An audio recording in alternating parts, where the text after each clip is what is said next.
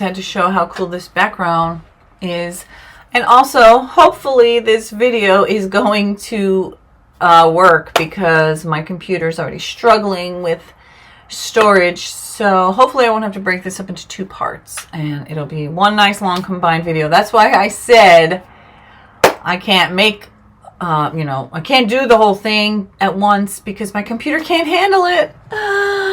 All right, enjoy the video. My peaches. How are you? So I have this massager, wood therapy. That's what this is. I need to get back into using my wood therapy tools more than ever now. Oh, what a sad, sad, sad day yesterday was, and every day that we creep closer to January 20th. But that's not what this video is about. What I wanted to talk about in this video is Justin Baldoni. So I actually was thinking I would read his lawsuit against the New York Times, but as I started listening to it being read on naturalreaders.com, I realized that he was mentioning the fact that Blake Lively had not filed a lawsuit against him yet, and he is supposedly going to be filing a lawsuit against her directly. So I think what I'll do is I will wait until his lawsuit on, that against her directly comes out. And now that she put her lawsuit out, I'm sure that, his lawyers are going to want to go over it thoroughly and respond to it thoroughly.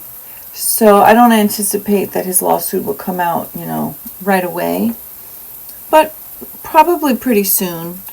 So in the meantime, I just wanted to say that I do intend to do that. So just some general housekeeping updates, I guess. Emily D. Baker streamed the Karen Read, R-E-A-D, Read, Daubert trial today, to see if the dog bite expert lady, Dr. Russell, is going to be allowed to testify again or not. On one hand, I can see Judge Cannoni agreeing with the defense, which is that Karen has a right to bring up a defense, and she has a right to say, it didn't happen the way you said it happened some other way, and this is what I think it was, and here's an expert to talk to that. And so they're saying, I still don't really understand, to be honest, at all, because if it's a dog bite or dog scratch, which is what Dr. Russell basically said today, it could be a dog bite, it could be a dog scratch. She's not really sure, but she's sure. She's sure it's either one of those, maybe, probably, but she doesn't know really. But that's what she thinks, and she is legitimately extremely qualified, with decades of experience. But I don't know. I could see. This is my blanket that I've been patching. It's not a quilt because it's an already made blanket, but it had that nasty polyester Sherpa, so I covered it almost completely. My son, he's so hilarious, he just turned 13, and he said this is like nail ripping out material, especially toenail ripper material. He despises Sherpa, but it's fluffy, but yes, it is very snaggy. So I bought this cute blanket. It's an Eddie Bauer throw that I bought off Amazon. And it's cute with this green plaid flannel back. But then it had that Sherpa all over it. And it wasn't really that thick. So I bought it. And then I've been working on it, and I turned it into a cute quilt kind of patchy thing with a bunch of my fabrics. Anyway, that was a sidebar. Sidebar. So as I was saying, I know that Karen Read is trying to prove that Chloe the dog attacked John when he was inside the house. But it's so obvious, and it was said clearly in the trial, he didn't die from whatever those marks are on his arm. He didn't die from that. So it really just doesn't make sense. I know that the experts said, no, there's no way that he was hit by the SUV. But then they also said, well, but I mean, he could have been.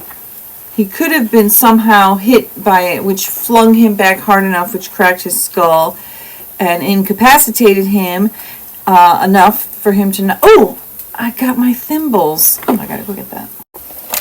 My new cute set. Just bought. I hurt the heck out of my. Well, this I did earlier by accidentally vegetable peeling a little bit on my thumb. But I hurt my thumb pushing my needle through these thick layers. Anyways, let's see if this will work. So I was saying, I kind of don't get it. Like, they're trying so hard to prove that he was scratched by a dog, and they even were saying, like, the prosecutor was, you know, so a Daubert trial is.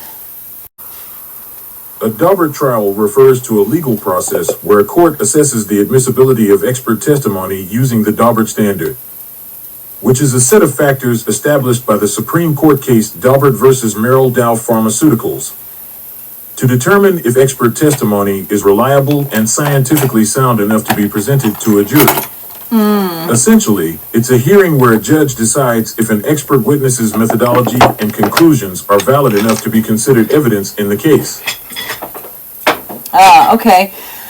And that's what they were doing with Dr. Russell, trying to determine whether she has a methodology. So the prosecution was saying she has no methodology.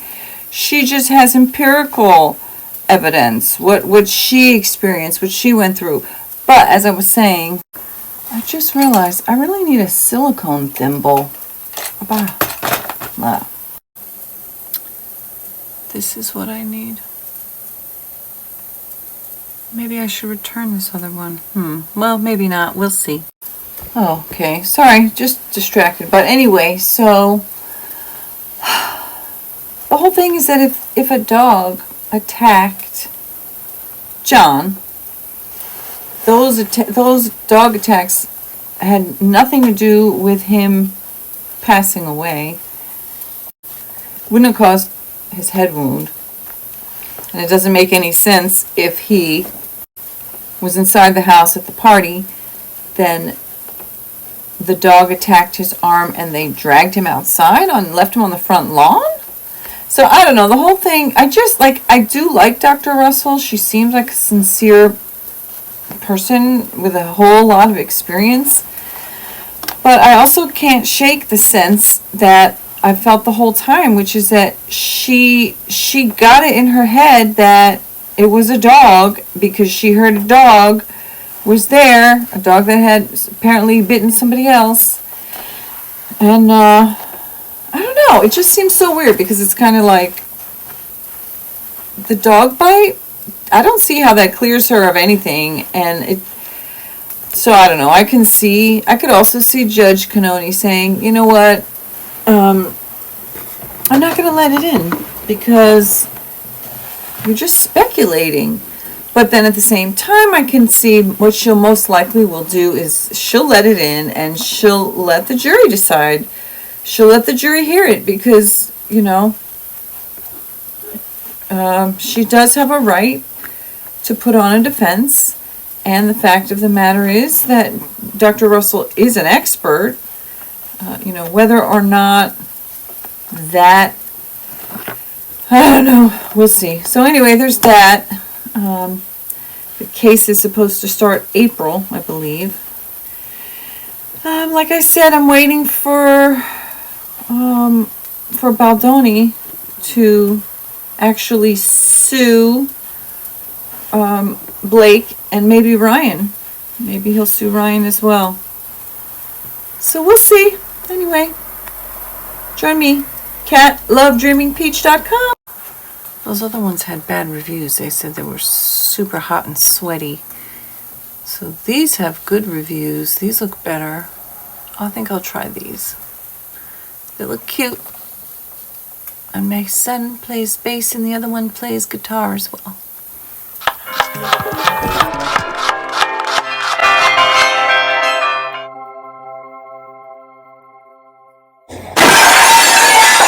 CatLoveDreamingPeach.com.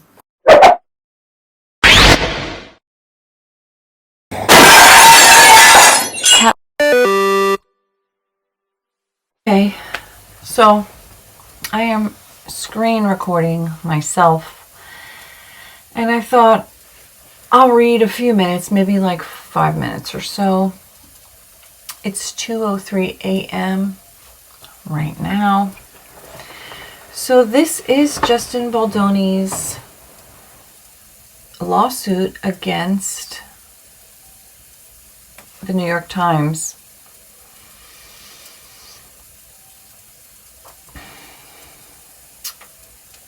So I'm not going to read the whole thing. I'll scroll through it. You'll see it's 87 pages. There's lots of screenshots and text. It's dark. Maybe I'll turn my light on a little bit.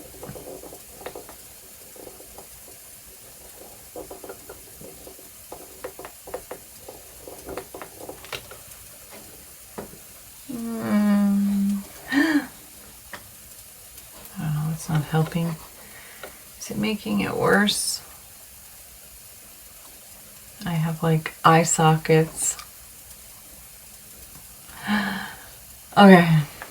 So when I did my complaint video about Rob Law and Lumber and Ian's stream where I felt like they were being very biased, they basically were like, scroll through. All right, let's go to Blake's. So I'm not going to read this whole thing. Like I said, I want to read for like 5 or 10 minutes.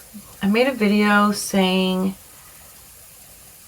it was about Baldoni, but then I was like, well, I'm going to wait for him to sue her directly. Okay, so, but I want to just scroll through.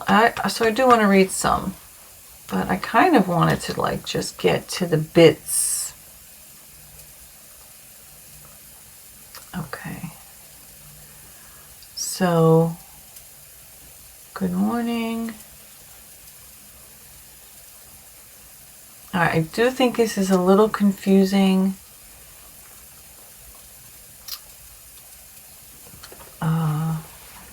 The way that they went up. So they're showing like in her original complaint, so there was things that were included, all excluded. Heading to the airport and there's a drive through the jungle that there's going to be no reception for around 24 hours. Joke, 45 minutes. Okay, this is Melissa Nathan. I'm sorry, you bring offline for 45 min was not included in the scope. Unacceptable. Probably being. Okay, I'm guessing that was a joke. I don't know. Okay, unscrupulously altered and selectively edited text messages. All right, let's see. Excluded. Canceled. The mail is going nuts. Damn, this is unfair because it's also not true. Or not me. Everything now looks like it's me. Maybe not to you. No, it totally does look like his side. Cool, thanks. Excluded, included. All right. Let's see. Complaint has. Let's see if I can zoom in, because who can read? It's blurry. That's blurry. Okay. All right. I'm sorry. So okay, maybe they have like. I don't know. It would probably make more sense if I was reading it instead of just scrolling through. But that's what I said. I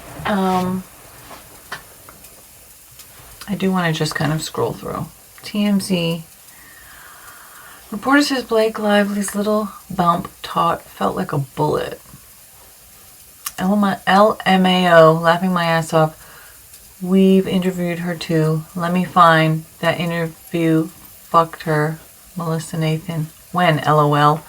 Also, what the fuck? Why am I in this too? You're a starlet. Fuck this week. How was the stunt?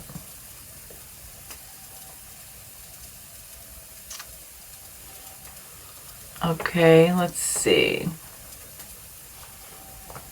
We didn't tell Jed to go after the idea that her promo was inappropriate. That happened organically because people saw the actual movie and were like, wait, this is a movie about domestic violence that they wore florals to. Zoe sent me this on Saturday and goes, quote, this is a crazy way to market this movie. We had nothing to do with that. Far from being a product of a calculated smear campaign by plaintiffs, the backlash against Lively was the inevitable fallout of her own tone-deaf messaging and self-promotional tactics, amplified by her inability to read the motherfucking room, bitch ass hoe, in addressing such a serious subject. Edits my own. This is not us, correct? Assuming the guy we brought in would never do this. 160 likes, 25 comments. Team hashtag Blake Lively, question mark. Details on my website. Perez Hilton, TikTok creator, claims she received sketchy DMs instructing her how to discuss Blake Lively, Justin Baldoni drama. Perez Hilton is scummy. None of us would ever do this. And also, no one even pays attention to this person past 2005. He's not relevant. Oh, she's talking about Perez. I mean, he's now just a troll. He is. Like, he was so mean to Britney. I have been watching lately. He's been talking about this, but everything he says, take with a fucking a Plymouth Rock size grain of salt. There is not one outlet that would ever cover it. Okay, so they're like, he ain't it. Obviously, none of us knew about this either, but once the media goes in, they go in. Let's be quiet. She's handed it to them all on a plate. Just concentrate on the success of the movie. Blake Lively fearing for her career amid it ends with us backlash. God, I'm so over this. Am sure Leslie thinks we placed this one as well. Yep, and same. The article deliberately ignores that Lively's publicist, Leslie Sloan of Vision PR, once backed by Harvey motherfucking Weinstein, seeded stories critical of Baldoni, including that Baldoni was an egg predator ahead of the film's release. Sloan did so even while Nathan attempted to cooperate in good faith. Let's see if I can zoom in and scooch over. James, she said the whole cast hits Justin. This has nothing to do with Blake. And now she's saying that Blake was SA'd. Why wouldn't she say anything about that then? She knows she's full of shit. She told me that the whole issue was that everybody hates Justin. Nothing about Blake and Justin. She said it has nothing to do with Blake. BS. Bullshit. You can see that Leslie... Okay, Brian, it will be easier to send you the screen recording of our conversation, which I scroll through slowly in the conversation. You can see that Leslie bashes Melissa, tries to get me to say that Melissa was planting stories and bad-mouthing Blake. She also goes off calling Steph Jones a liar, and never once did she mention anything about the SA or SH. SH. Here is the screenshot recording.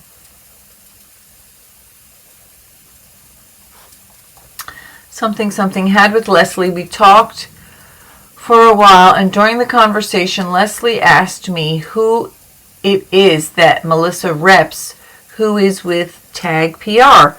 What happened with that He'll Take situation? She also told me that Melissa is not a real PR agency and that they don't have any good clients. She told me that she did not like Melissa on multiple occasions. She also told us to blank, who does not work with us anymore.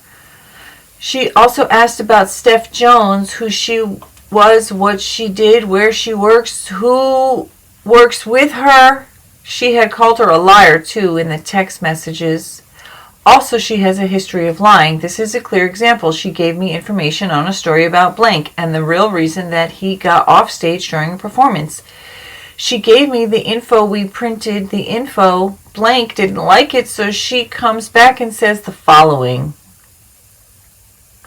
Blank as fuck. Many times. She gives us information and then her client gets mad and then she comes back and says that she never gave it to us and it's a lie. I had many conversations with her about Blake and never once did she say anything about SA. I had a three-way call. You shouldn't say three-way right after SA. I had a three-way call with her and Melissa and she never said anything. Many times she gives us information and then her client gets mad. Oh, wait. Okay. I hope this helps in some way. If nothing else, it shows she doesn't like Melissa, and she tried numerous times to get me to say that Melissa was planting stories or that Melissa was bad-mouthing Blake after I told her countless times it was not the case. She kept going. I'll call your boss. She's a piece of work. So, wait, who was that all from? Melissa, I guess. Are they talking about Melissa? I don't know. Very confusing. We need to see the whole fucking shit. Show me all of it, because this is still chopped up. TMZ to Melissa Nathan. I figured I got some video from May 17th of Blake and Justin on set in Hoboken. Spelled wrong. They are in an animated conversation, so wanted to see if they want to give any background or context. Between us, the video isn't really great, mostly doing it because of all the speculation about the feud. It's not even between us, LOL. It's, and it's covered up. Alright, I already got to 10 minutes. People, story. I'm putting some lotion on.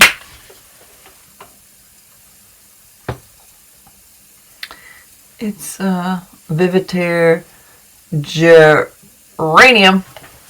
People story about Justin Baldoni. False about cast crew hating him. We are told cast crew find Justin nice guy. Don't take as harsh of sides behind scenes as it's being reported. At this point, we're told it's being milked for publicity. Justin's over it. It really was creative difference between Blake and Justin, but wasn't nearly as bad as reported. Blake, huge ego, etc. is the reporting. TMZ. Okay, then Melissa Nathan. I'm in a hurricane. In a PR. In PR. Oh my god. OMG, are you okay? It's so cold. I need more lotion. Yes, and I just ate a poke bowl. I'd be so ill.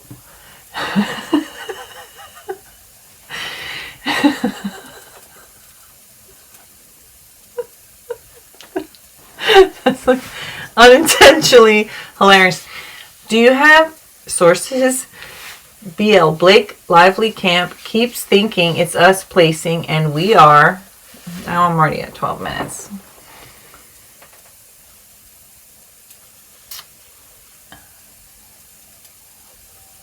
And we are doing F-all. Yes, on production, they've had a producer. Yes, on production, they've had a producer working overtime and spoke to people on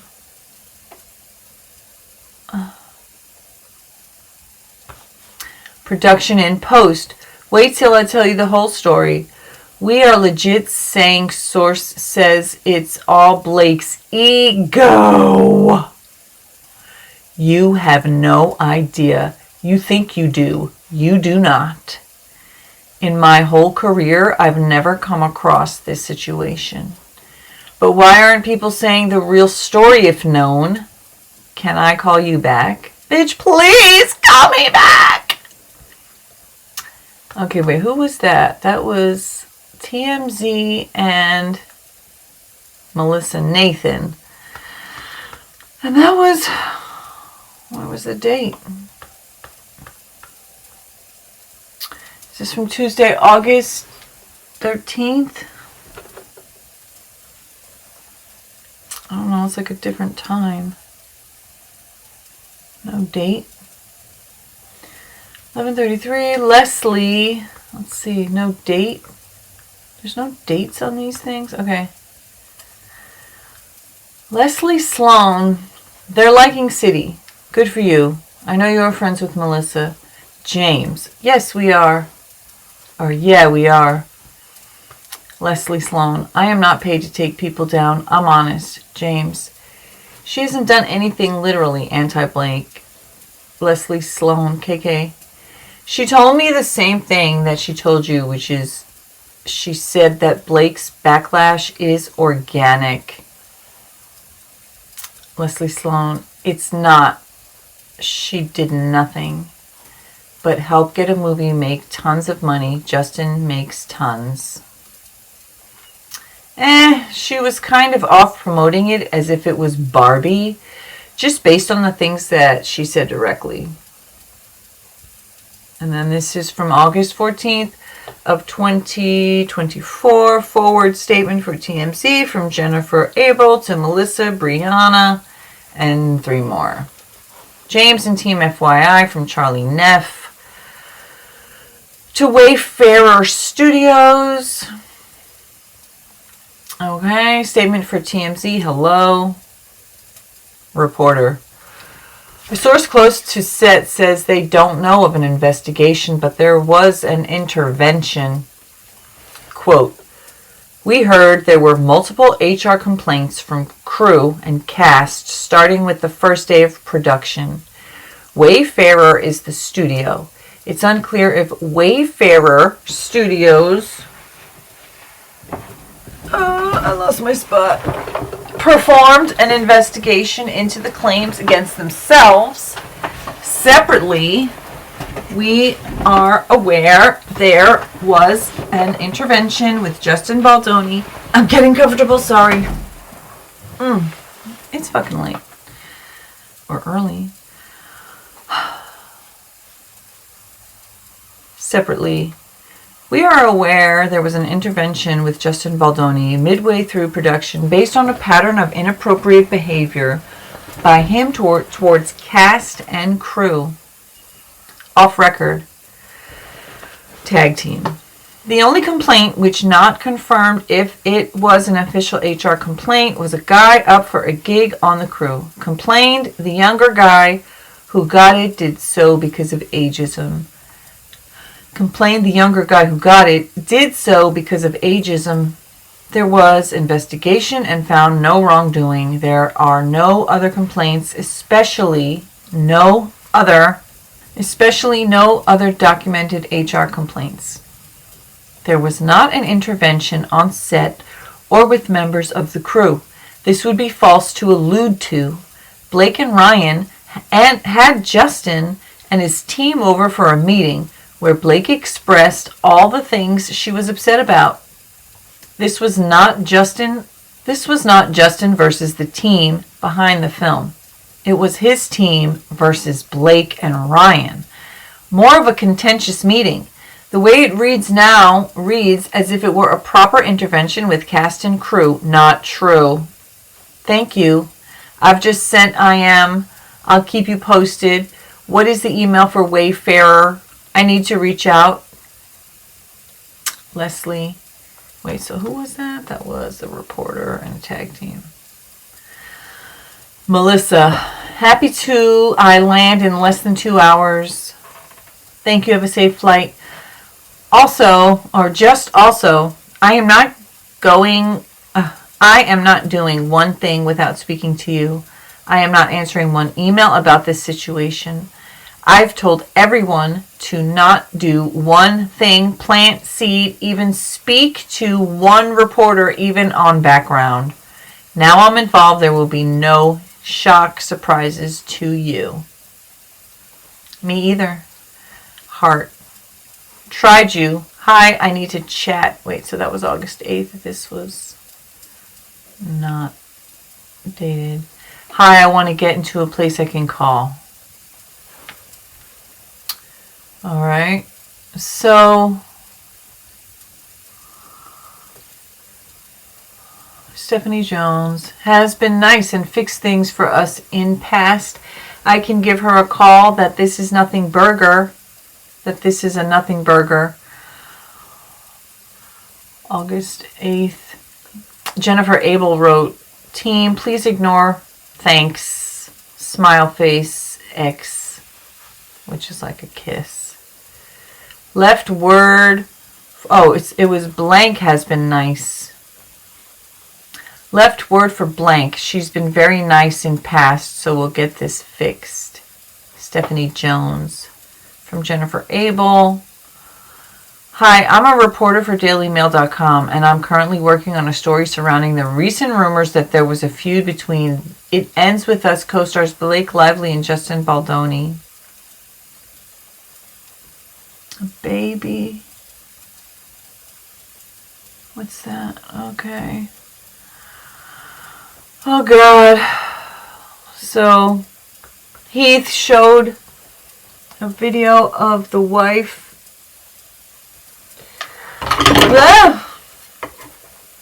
No, alright, so I'm getting really tired. So it goes much longer. This is from Lively. And who? Justin. Okay. Blake, ugh, I'm so sorry to hear you and baby are sick. Heartbreak. Heartbroken emoji. I know it's literally the last thing you needed right now on top of a tough week. I pray it comes and goes with mild symptoms and more than anything that he is okay. If you feel up for it, I'm here absolutely anytime and would love to check in.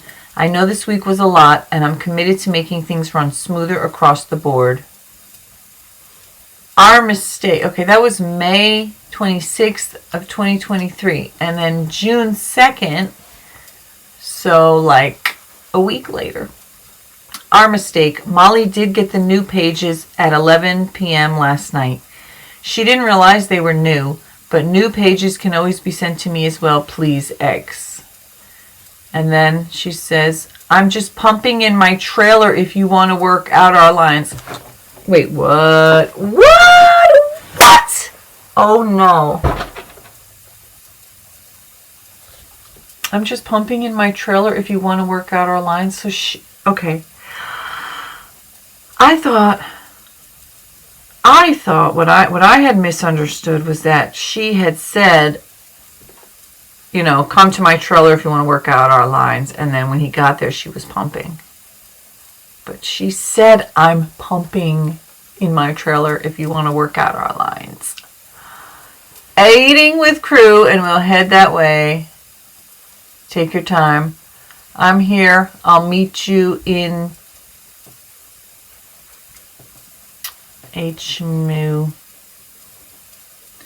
Sorry, I'm just seeing this. Here's a shorter version of Christy's original. R, you're upset. Lily doesn't answer. R is Ryle. R, you didn't like the flowers, or is it you didn't like the card? L, Lily, it's all just really confusing. I thought we were friends. R, we are friends. L, then stop flirting with me, stop buying me flowers, and stop staring at me the way you are right now. It isn't fair. Ryle continues to stare. L, what are you thinking right now? Then have him whisper in ear, and they leave. All right, so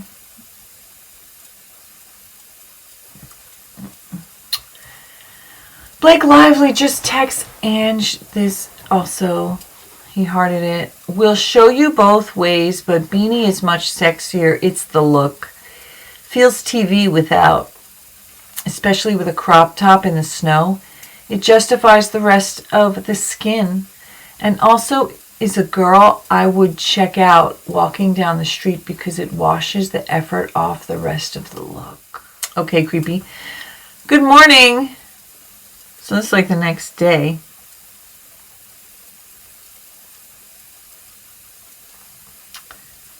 If you don't have time to listen with morning craziness, here is text. Just want to make sure, okay, with throwing the jacket on from yesterday morning or putting it on your, I want to line up a shot and see if I can just use a piece of the shoulder. My shoulders are all bunched up. Just use a piece of the shoulder for the establishing shot. The old cafe we didn't get yesterday. I might not need it, but just want to cover. See you soon. If it's just her shoulder, no problem. If it's her body or head, etc., then it should be me.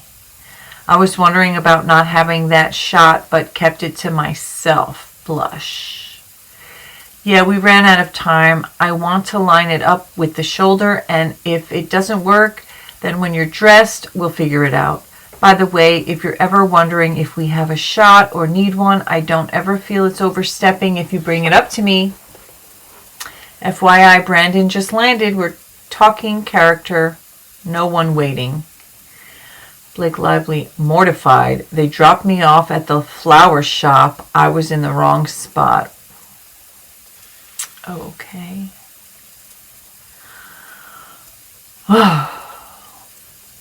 Justin Baldoni, just hired intimacy coordinator who I love. Will set you up to meet FT FaceTime with her next week for intro. I feel good. I can meet her when we start. Smile face. Thank you, though. So she didn't want to meet with her. But then she complained about that he didn't have one, even though he did. Just FYI from Justin. Just wanted to tell you about this. She seems she doesn't want to meet intimacy coordinator until we start, which may mess up the workflow. But I can still meet with her, of course. Female producer. I hope that's not how we had her in the phone. Female producer. That's fine if she doesn't want to meet her now. You'll just have to walk her through what you and intimacy coordinator are thinking. Thumbs up. Up yours. All right, well, I did go over. So, and they're not allowed to look at of her cut. We got it. Here we go. We'll keep taking the high road. Okay, so there's more. There's a lot more. What page is this? This is page 31. And there's many, many more pages with texts and descriptions.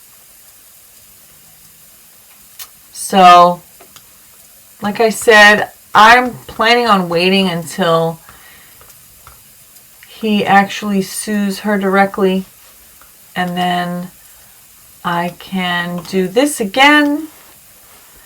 Most likely, I will end up doing it in chunks, not like one whole long thing. If not for anything, because my computer can't handle more than like an hour and a half long video. So, and it's going to take longer than that. And I don't like to do live streams because then I can't edit it. So, oh, can you see the snow out there? Probably not. You can see a tiny bit. All right, guys, I'm going to leave it here. Let me know if you are looking forward to me reading it if and when he sues her directly, which I think he will. Okay, bye.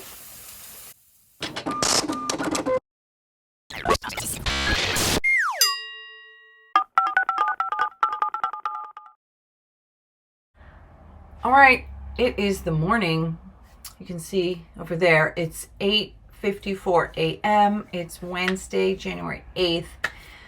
So I thought I would come back on. I'm at 31 of 86 pages. So obviously I'm not going to read all of this in this video. I thought I would just scan it and see if there's anything else that I wanted to add, because I'm probably not going to make another part. But like I did say, I will read his lawsuit if and when he sues Blake directly. Okay, so the Times' assertion that plaintiffs orchestrated a campaign to tarnish Lively's reputation blatantly disregards her bizarre behavior at the time and misrepresents plaintiffs' actions, which were modest, transparent, and purely defensive. The article entirely sidesteps the real source of conflict between Lively and plaintiffs, Lively's calculated and audacious attempt to seize control of the film. So I did want to just comment, because earlier in the video I was reading some text messages, and there were people who were saying, you know, she never mentioned the SA or the SH. And I wanted to just add, my hands are dry.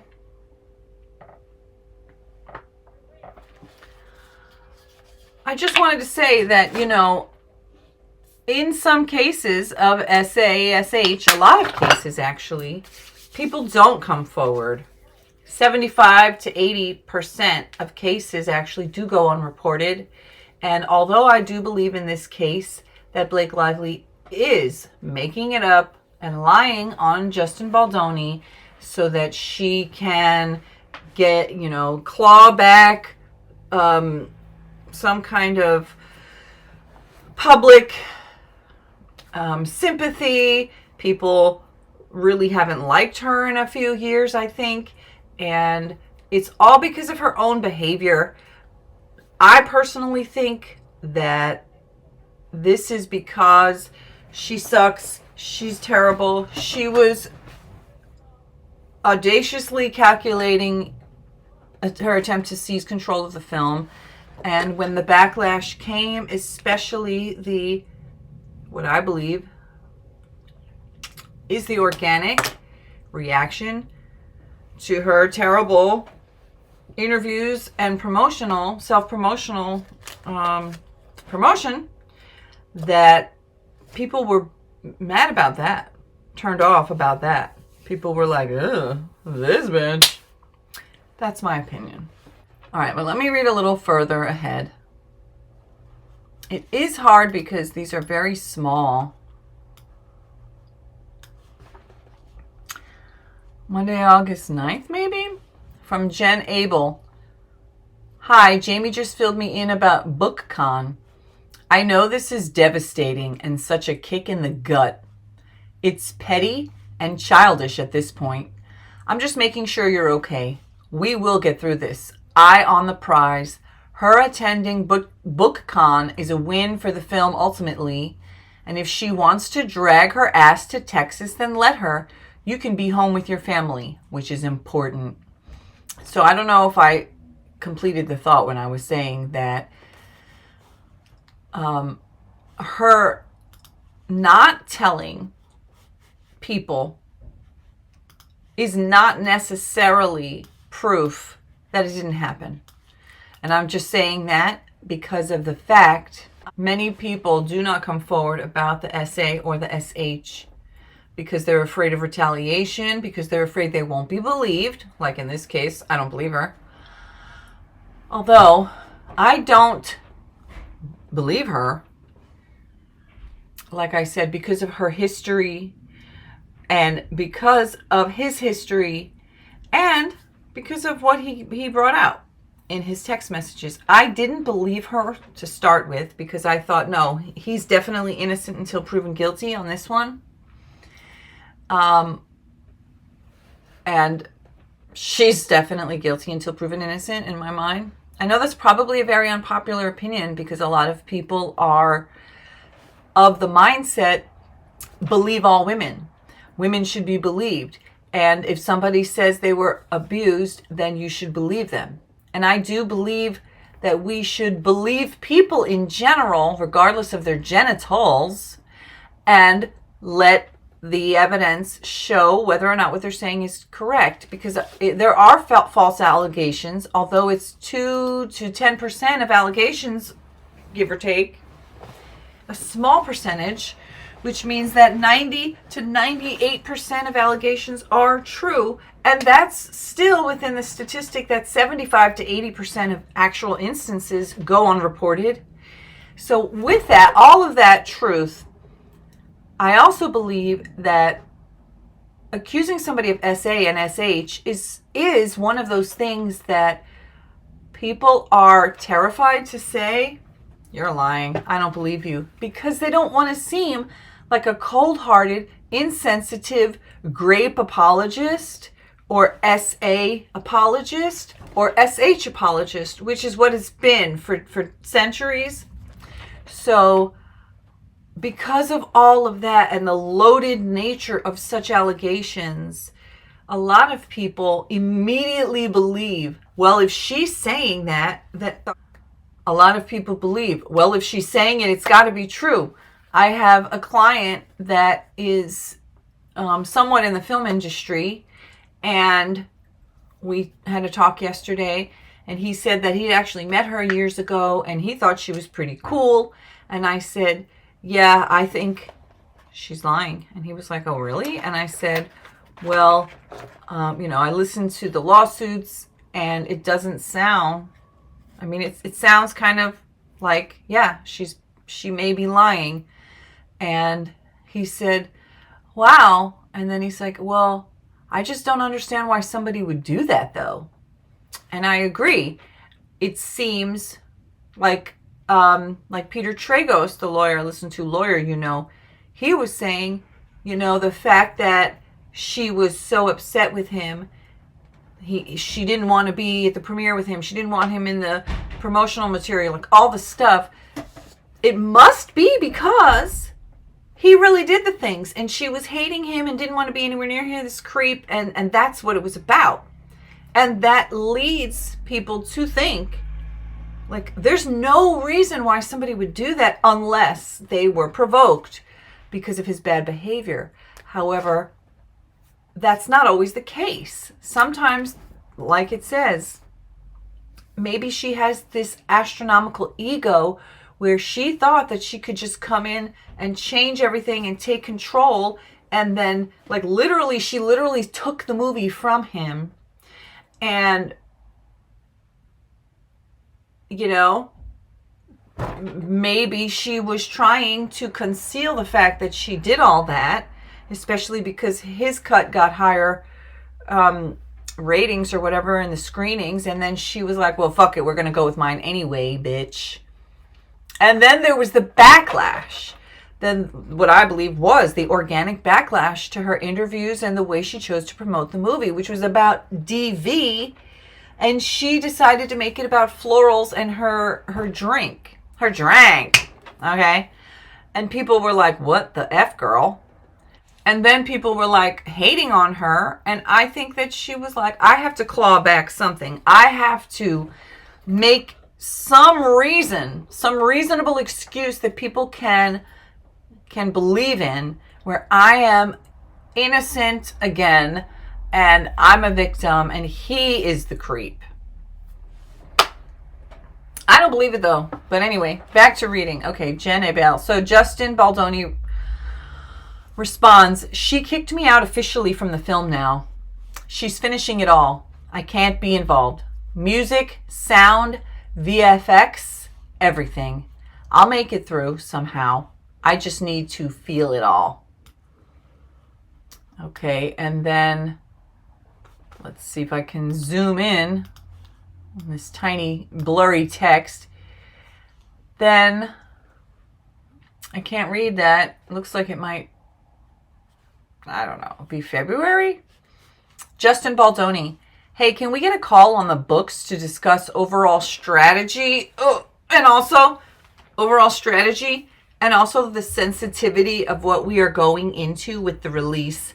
I'd love Steph there as well, and Jamie and Laura? Jen Abel. Absolutely. Steph is still recovering from surgery and likely not available for this until another week. I can check with her schedule and come back to you with dates. We talked about the sensitivity and importance of what we can say about the no more partnership on the last touch base we had with Jamie and Ashmi, as we need to hone in on what that messaging and start planting those seeds as we get closer. Also, any word on if it has been proposed yet to Sony about pushing release to July? Justin, no, this is sensitivity about Blake. Copy from Jen. Justin, give Jamie a call right now so he can update you on what's happening. Jen Abel, oh boy, I'm calling him now. Just spoke to him. What a horrible person, but nothing we can't handle. What's important is that you do what you need to do and have the space to make a great movie. I'll touch base with Steph and get a sense of her recovery and when she will be up for a call. Heartbreak emoji, prayer hands, and heart. Let's zoom back out. Notably absent from the Times narrative is Lively's insistence on obtaining editing privileges and demanding her own version of the film, a departure from industry standards. Even more egregiously, Lively leveraged her promotional commitments to pressure for the release of her cut. Evidence of Baldoni's efforts to accommodate Lively's demand, including a series of text exchanges with editors who were later replaced by Lively in favor of her husband's editor, underscores the extreme lengths Baldoni went to in order to preserve the film's integrity. The Times' willful omission of these critical details not only distorts the truth, but also perpetuates a false narrative that conveniently absolves Lively of her own culpability in the unraveling of professional relationships and the upheaval surrounding the film. All right, let's see if I can get into some more text messages. And I do actually have some work to do for my clients today, so. All right, so let's see. So this is from Justin to the Dream Team. Doesn't have a date. Okay. Blake wants to know when you could be there next week. Editor 2. I can fly on Sunday or Monday, up to you guys, Justin. And would you prefer to be there or edit from home? Oh, I think I read this already. Editor number 2. I honestly don't have a preference. Editor number 1. And so it begins. Justin, we could push for you to stay home. It's up to you. Editor 2. Both have pros and cons. I want Blake to feel like she's getting what she wants so we can move on from this need of hers. Justin, for the record, she's been getting what she wants this entire movie. Editor 2. I understand. Justin, and she's getting to edit, which is what she wants. Let's remember that, LOL. Editor 2. I understand. Justin Baldoni. And she's getting to edit, which is what she wants. Let's remember that, LOL. Editor number 2. Yes, and yet. Justin. True. Editor number 2. I don't want to give her any opportunity to say, well, because blank was in LA, we could only work certain hours, so I need more time, and I didn't really get what I want. I really didn't get what I needed, or whatever it may be. Justin. Point is, if you feel it's best, you want to go there, no problem at all. And also, if you would like to stay home, that is something we can say. I just want you to do what's best for you. Justin, they're showing it at Book Bonanza. Editor 2. The whole movie? Justin, yup. Hers. Editor number 1. Wow. Justin Baldoni. Was supposed to be ours, and then I was uninvited. Shrug. The whole thing is pretty cruel and intense. Editor 1. Unfucking believable. Editor 2. Ugh. Sorry, Justin. Justin. I love you both. 3 red hearts. Editor 2. 3 purple hearts. Editor 1. I just hope you love it for at least stomach the cut that is going out into the world. Haven't seen it. Can't yet. Also missing from the article is Lively's demand for an unearned producer credit and coveted PGA mark, a demand that Wayfarer and Baldoni were forced to concede under duress, as documented internally. Let's see if I can see this. All right, I think I'm going to read this and then I'm going to just get off. Private and confidential PGA letter from Jamie Heath. Let me see if I can get it where I can see it. No, I'm going to have to scroll in, zoom in and scroll over. Ah! Hi, everyone. I'm writing to you all regarding a letter that I wrote on behalf of Justin and myself addressed to the Producers Guild. As you know, we received a request to write a recommendation on behalf of Blake for her to receive the PGA mark. This was a request that we feel was unreasonable and cold-hearted. Essentially, the movie IEWU, It Ends With Us, has been taken unjustly from Justin as the director and essentially from Wayfarer's control due to the extortion of Blake. I should say extortion by Blake. Without going into all the details of the events that have transpired over the months, Justin and I ended up agreeing to write the letter due to feeling trapped. She continues to hold a threat over our heads, and every time we try and hold a line, she uses that threat, either directly or indirectly, to get us to fold. Make no mistake, I am not suggesting that we were literally forced to acquiesce, but given the high profile of the movie, the partnership with Sony, the amount of money invested, and the need to complete the movie, we have written a letter on her behalf, omitting the truth of how and why she was able to contribute in the ways we listed. There is nothing to do with this letter now. It only serves as a way to memorialize why the letter was sent in the first place, should we ever need to explain it. Thank you, Jamie, as in a fucking lawsuit, bitch. Jamie Heath, CIO or CKO, Wayfarer Studios.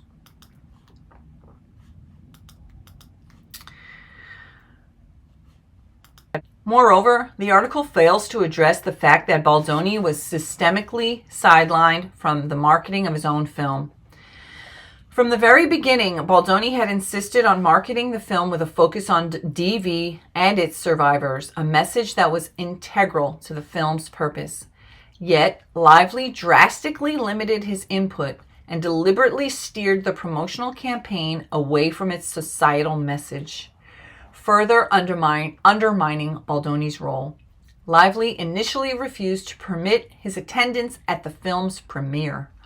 Only after significant pressure did she reluctantly agree to allow Baldoni and the Wayfarer team to attend, but under humiliating conditions.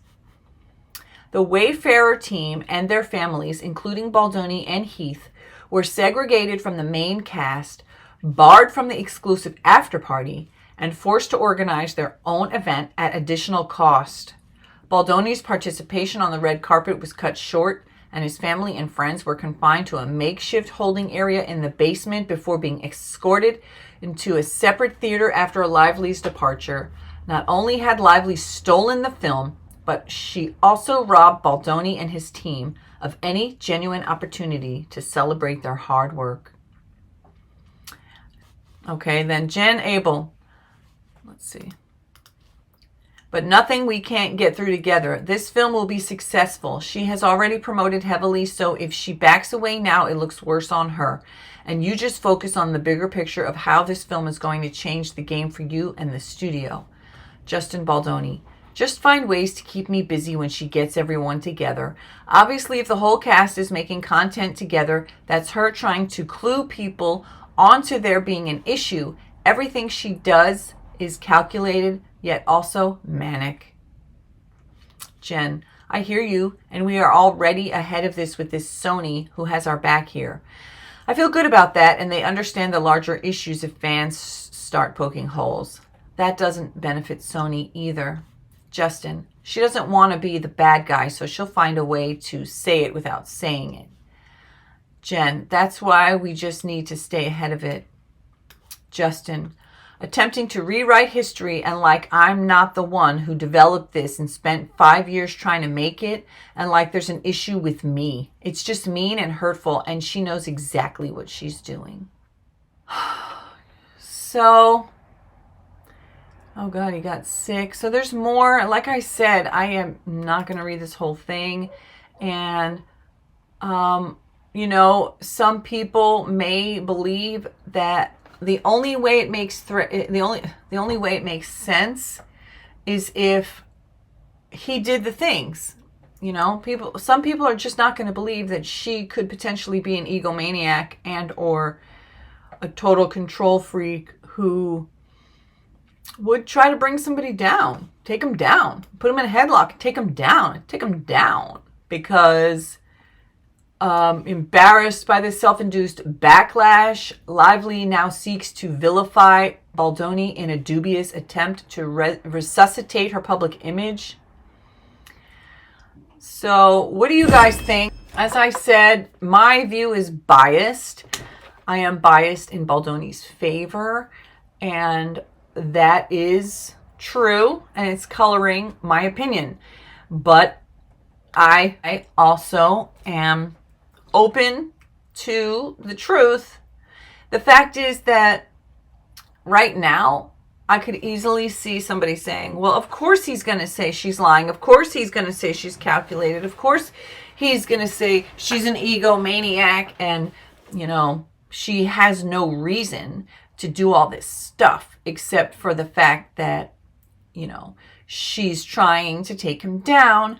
But the truth is what she's saying. The reason she was trying to take him down, the reason she didn't want to be anywhere near him, the reason for all of that is because he did the things. Okay? And we'll see. We'll see. I do believe that he is going to sue her. Oh, let me see what this says right here.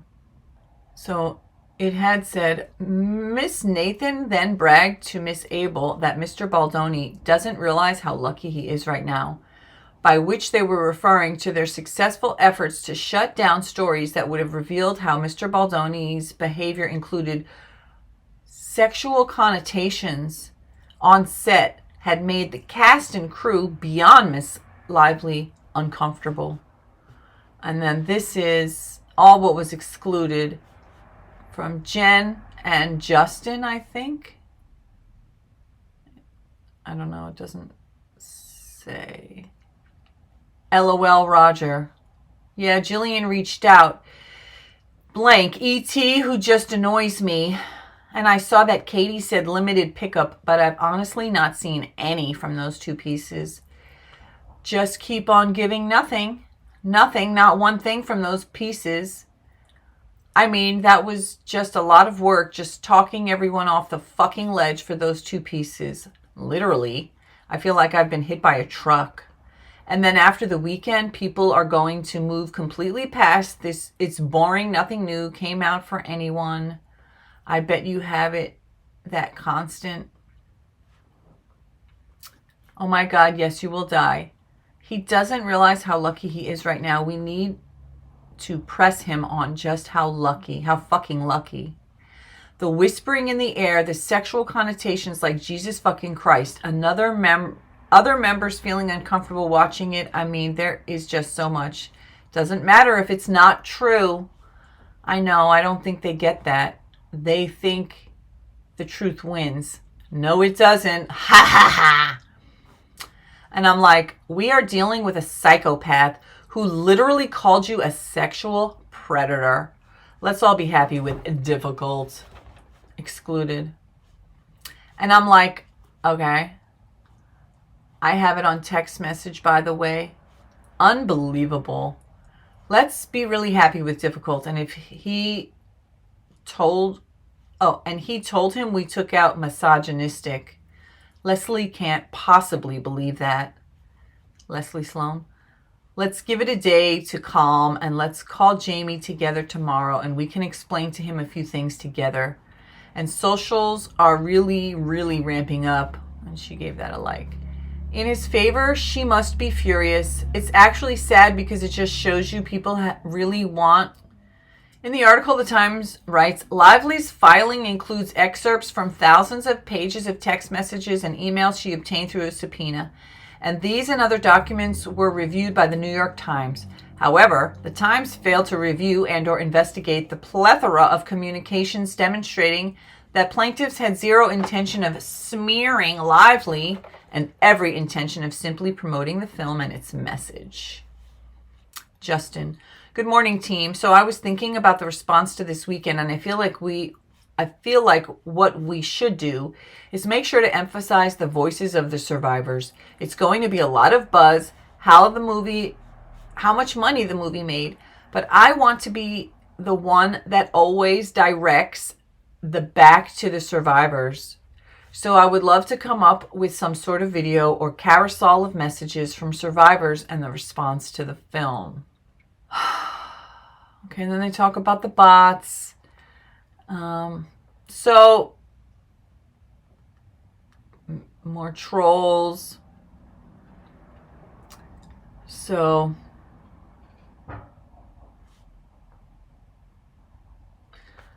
this is a team PR thread with tag. Let's discuss this at some point. We need to be careful not to put out any stories that look so placed. Definitely open to discussion as a group on different ideas, especially as it links into new projects to clear it all up.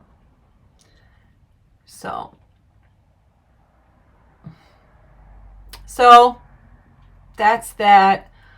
And I will keep my eye on things and,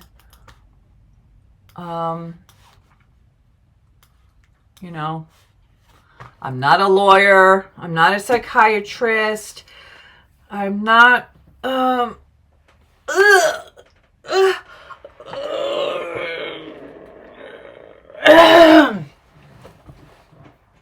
not a PR crisis manager. I'm just a regular old person with some insight and some thoughts and a big, big dose of giving a fuck about justice. So that's where I will leave this video. And don't forget to like, subscribe, hit the bell notification, join me. Also, I have playlists on my playlists tab. I have started a playlist for Baldoni. I have other playlists that you can check out and see and follow along. on the cases and the trials that I follow, or topics that interest me. Mwah! I always like to say my little tagline, the fine line between true love and true crime. And this might not be exactly true crime, but it kind of is. It's a crime to falsely accuse someone of something. Or, conversely, it's a crime to SA and SH people. So either way, some shit happened, and I want to uncover it and get to the bottom of it. And hopefully the truth will be revealed. All right, with that, I will see you in the next one. Bye! Fucking crook. I don't know.